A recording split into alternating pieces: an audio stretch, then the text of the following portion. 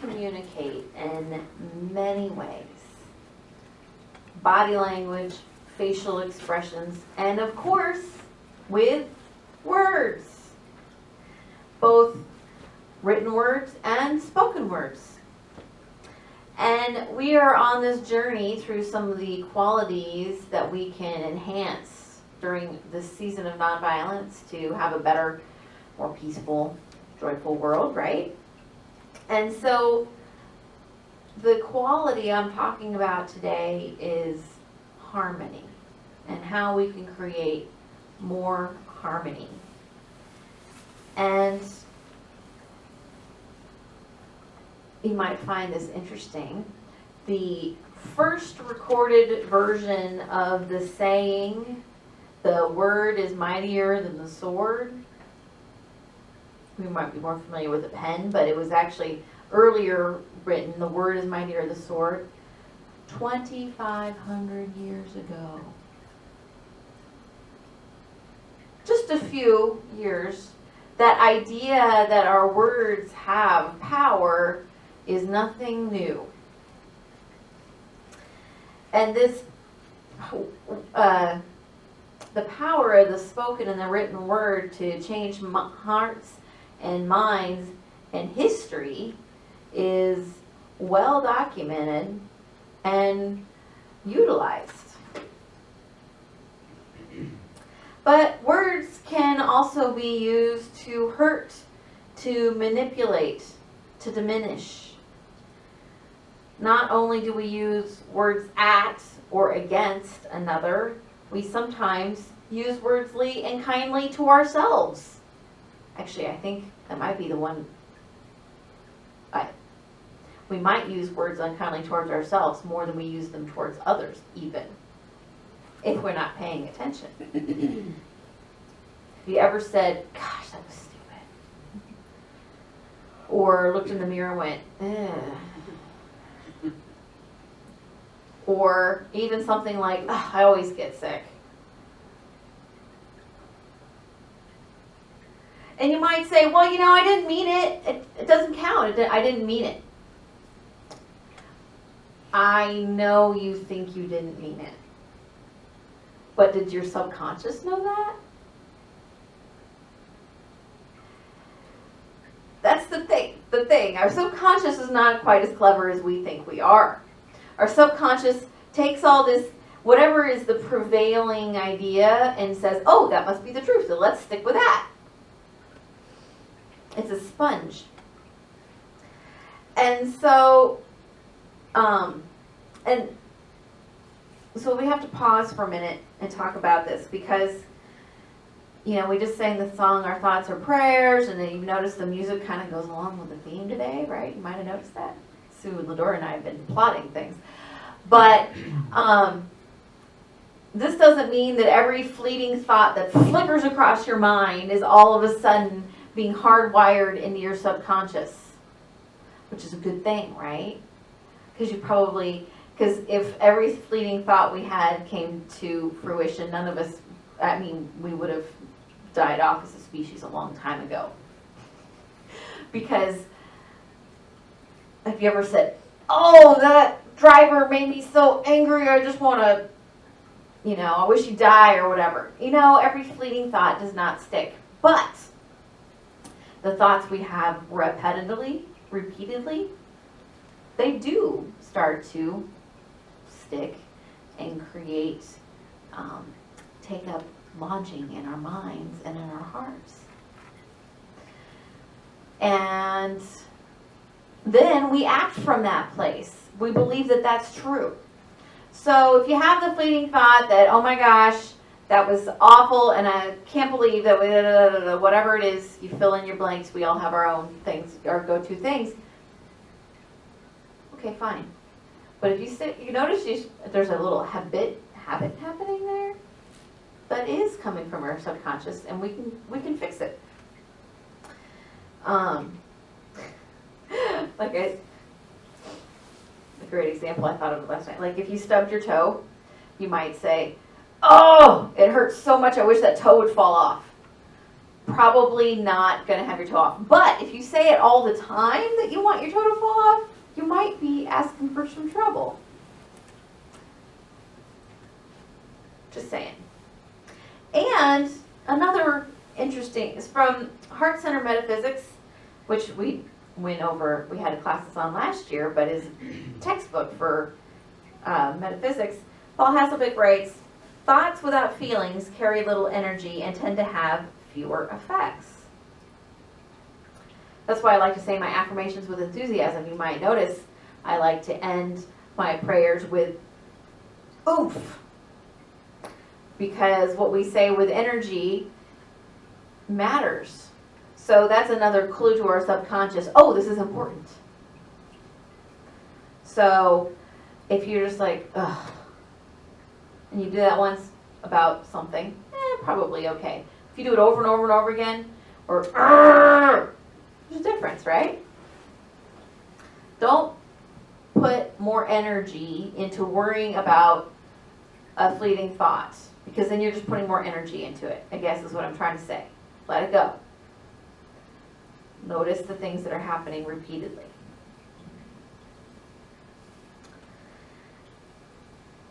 If you've said, oh, I'm too uncoordinated to learn how to dance, and you say it all the time, well, guess what? You're just making yourself more uncoordinated. Stop it.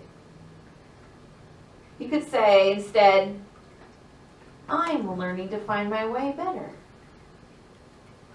It may not seem true, but if they want it to be true, it could be true. Maybe you're saying, oh, I'm never going to be able to figure out this problem.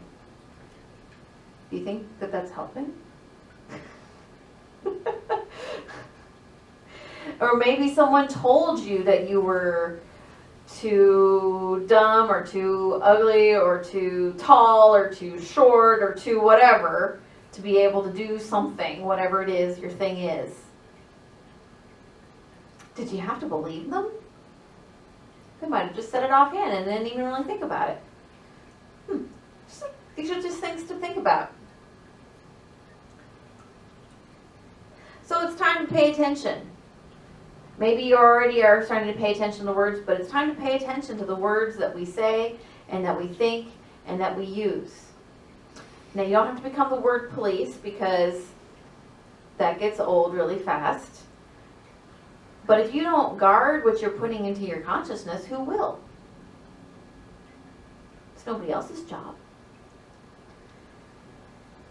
Now, I know many of you have taken time to reflect on who you spend time with, because those are words and ideas that are coming at you. You've taken time to think about what information you choose to take in, or how much news you watch, or which channels you watch, or which TV shows you watch. There's plenty of shows and I won't watch or listen to, because I'm like, I just don't want to live in that world.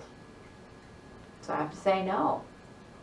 I don't care how good the movie critics said it was. And so I wanted to share with you, so some of you know my husband Bill, and this is what happened to him.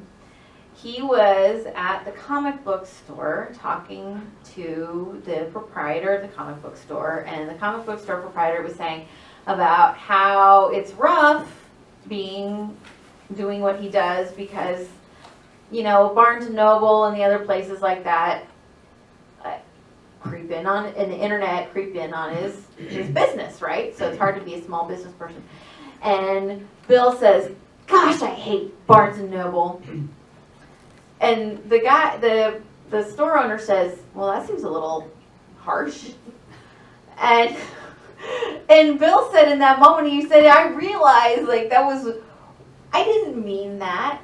He said, well, I didn't like him as good. I like Borders better, because they had better chairs, and they always seemed to be close to my house, and Barnes & Noble always seemed to be not close to my house, and he's like, and all that stuff, but I didn't hate them, and I never really wanted to put that kind of energy into it. It just seemed so draining. So that was kind of an epiphany moment for him, and he decided he was going to stop using the word hate.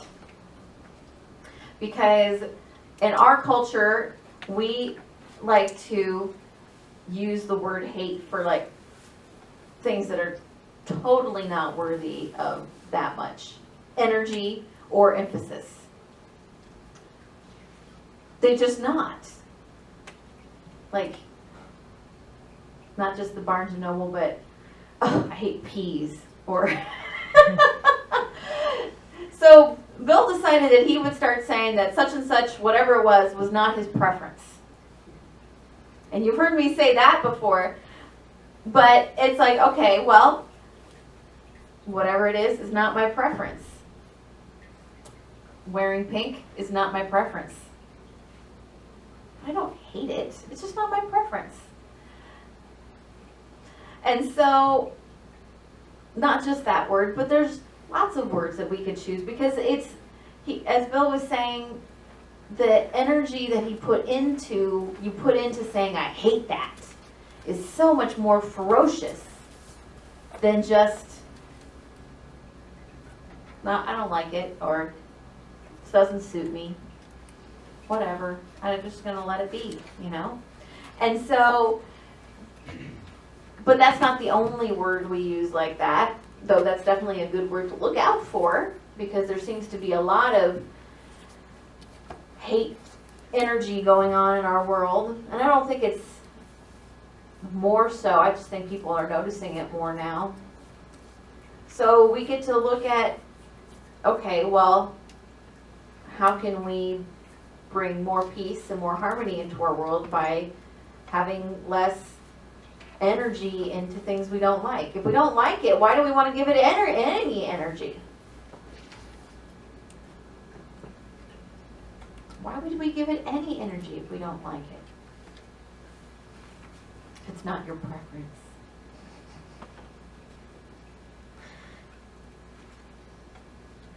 So what if we took that leap? What if we recognize that we want to live in greater harmony with ourselves and in our relationships and in our world? You know, some of us live with people, other people. What if, and saying, gosh, it's so annoying to me when you, whatever that person you live with does that really annoys you. Because there's going to probably be something. There's always something that they do. Do you want to put that energy into it? Or do you want to make it a more peaceful, harmonious request? Or you could just say, I could get over it. I mean, maybe it's something that really you need to change and you can ask for it. But if you put that energy into it, you're just putting more energy into a potential conflict instead of saying, you know, it would work better for me if this happened. Is it possible? See, it's so much gentler, so much easier.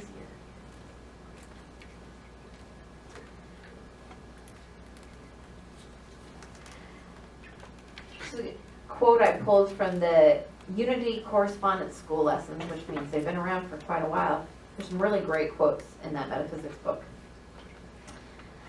Ignorance works as a shadow over one's path, and one cannot see the way. They dull a person's ears until he or she cannot hear the counsel and guidance of spirit. So when we use words and thoughts that are cluttering our ability to see clearly, we're not able to see clearly and know what's important. And so part of paying attention to our words is about becoming more in alignment with who we really are. And saying, you know, that kind of behavior, that kind of thought, that whatever it is, it's not really in alignment with who I am. And if for me to be able to shine my Christ light, my divine spark, the best, I've got to clean some of this up. Got to clean some of it up. So as we do this, we embody more this harmonious path that we like to walk, because our fears and anxieties and insecurities are fading away, because often we use words in a way to protect us from when we're feeling scared, anxiety, whatever, right? And in many of my classes, if you've been in any of my classes, you know we've talked about these language things some, and we've talked about one more aspect, and that's, I think, really important, and that is what we sing. And music in general, because some of you know, I'm very particular about what music I listen to, and because I'm going to sing along. And if I'm going to sing along, I'm putting energy, extra energy into those words. And what words am I doing that with? Do I want to do that? Something to think about. All of a sudden, your top 40 station seems a little less interesting, I've found. Are those lyrics something you want to reinforce? Is it an idea that I believe in? Is it a kind of emotion? I mean, there's some pretty emotionally intense lyrics out there. One thing that just popped in my head, remember that old song, "Killing Me Softly with His Words." I mean, really?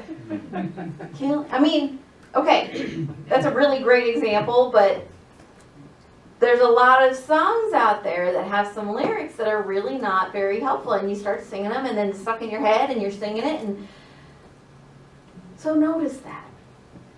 Maybe you want to change the channel. There's a lot of classical radio listening happening in my car because there's no words. And of course there's lots of great New Thought artists, and there's great mainstream artists out there doing that stuff, but it's something to notice and something to pay attention to.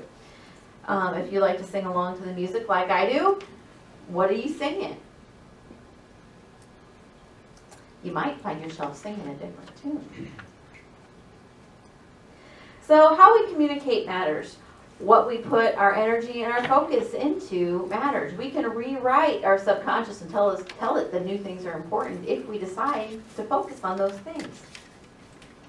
So to create more harmony and peace in our lives, and to spread that, of course, to others and the people we live with, and et cetera, et cetera, et cetera, we have to find more kinder, more precise ways to speak and to write about who we are and who we really want to be, who we want to show up as, and do that for ourselves and for others. So, go out there and choose good words.